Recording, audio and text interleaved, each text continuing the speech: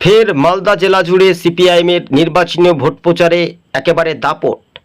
গাজল থেকে খবর পাচ্ছি কালিয়াচক এবার কিন্তু লাল আবির খেলা শুরু।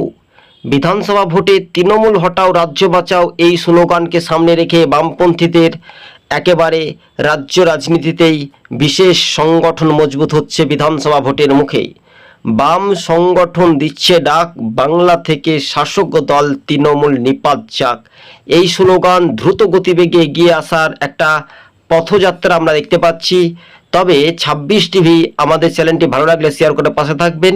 তবে তৃণমূল ছেড়ে 700 পরিবার সিপিআইএম পার্টিতে যোগদান, খেলা কিন্তু ঘুরছে। সংখ্যালঘু ভোটাররা বুঝতে পেরে ঘরের ছেলে ঘরে ফিরল, তাই তৃণমূলের বিরাট ভাঙন, এটাই খেলা ঘুরছে বামপন্থীদের। বামেদের জয় শুধু সময়ের অপেক্ষা বলছেন রাজনৈতিক মহল। ভিডিওটি ভালো লাগলে শেয়ার করে দেবেন, লাইক করবেন, কমেন্ট করবেন। ধন্যবাদ।